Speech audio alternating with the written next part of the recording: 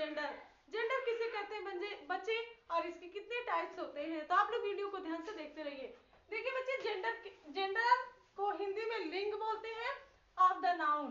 ठीक, देखिए जेंडर लिंग अर्थ है, लिंग का अर्थ है किसी नाउन के विषय में यह जानना कि यह पुरुष है अथवा स्त्री है तथा जीवित है अथवा निर्जीव है।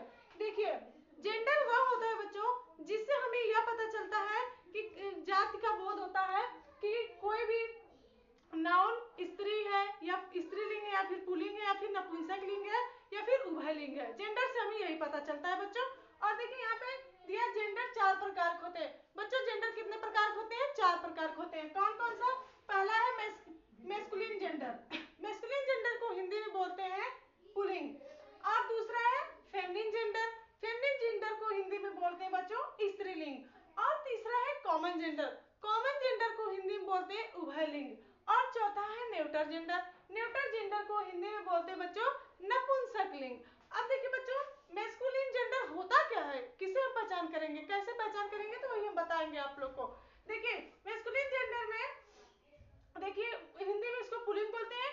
जिस नाउन से पुरुष को इंग्लिश में मेल बोलते हैं बच्चों।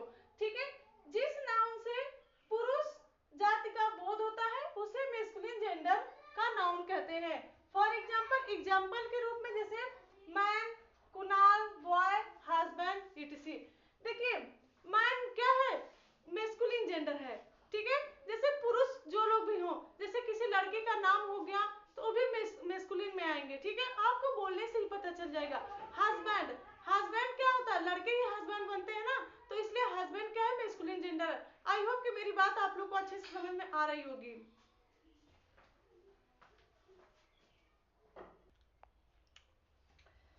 देखिए बच्चे, दूसरा है फेमिनिन जेंडर। फेमिनिन जेंडर को हिंदी में बोलते हैं स्त्रीलिंग।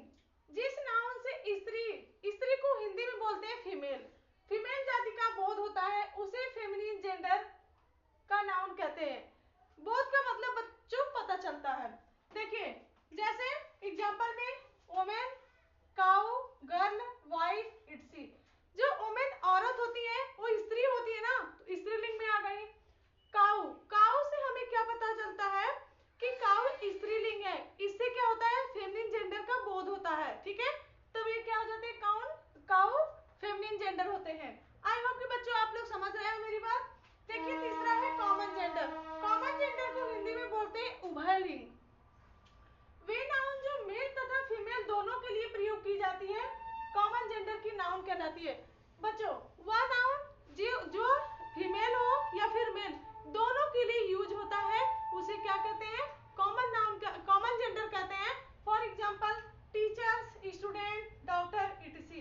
देखिए चाहे गर्ल्स टीचर हो या फिर बॉयज टीचर हो, ठीक है, हम दोनों को टीचर बोलते हैं। जब हम बोलते हैं वो टीचर है तो हमें ये नहीं पता चल पाता है कि पता नहीं सर मतलब कि स्त्रीलिंग है या फिर पुल्लिंग है। तो इसलिए जो है, जो स्टूडेंट हो गया, टीचर्स हो गया, डॉक्टर हो गया, इन दोनों के लिए यूज होता है। हम लेडीज टीचर को भी टीचर बोलते हैं और जेंट्स टीचर को भी टीचर बोलते हैं, इसलिए ये नाउन ऐसी है जो दोनों के लिए यूज होती है। तो क्या हो जाएगा? कॉमन जेंडर हो जाएगा। ठीक है बच्चों। और देखिए चौथा है न्यूटर जेंडर। न्यूटर जेंडर को हिंदी में बोलते हैं नपुंसक लिंग। बच्चों नपुंसक लिंग क्या होता है? जिस नाउन से निर्जीव, लाइफलेस, निर्जीव का मतलब लाइफलेस, जिसका जीवन ही ना हो, निर्जीव वस्तुओं का बोध होता है उसे न्यूटर जेंडर की नाउन कहते हैं। जैसे बच्चों एग्जांपल में स्कूल, रोड, पेंस, टेबल, इट्सी। जो स्कूल है वो क्या है? निर्जीव है कि नहीं है? जो रोड है वो भी निर्जीव है। तो इससे हमें यही पता चल रहा है कि इसमें क्या है? न्यूटर जेंडर है। जितने भी लाइफलेस थिंग्स होती हैं वो किस में आती हैं? न्यूटर जेंडर में आती हैं। आई होप कि बच्चों मेरी बात आप लोग को बहुत अच्छे से समझ में आई होगी। इससे रिलेटेड मैं एक्सरसाइज भी कराऊंगी आप लोग को, तो आप लोग को और अच्छे से समझ में आ जाएगा। और मैं मैस्कुलिन से फेमिनिन जेंडर बनाने के नियम भी बताऊंगी। थैंक यू सो मच बच्चों।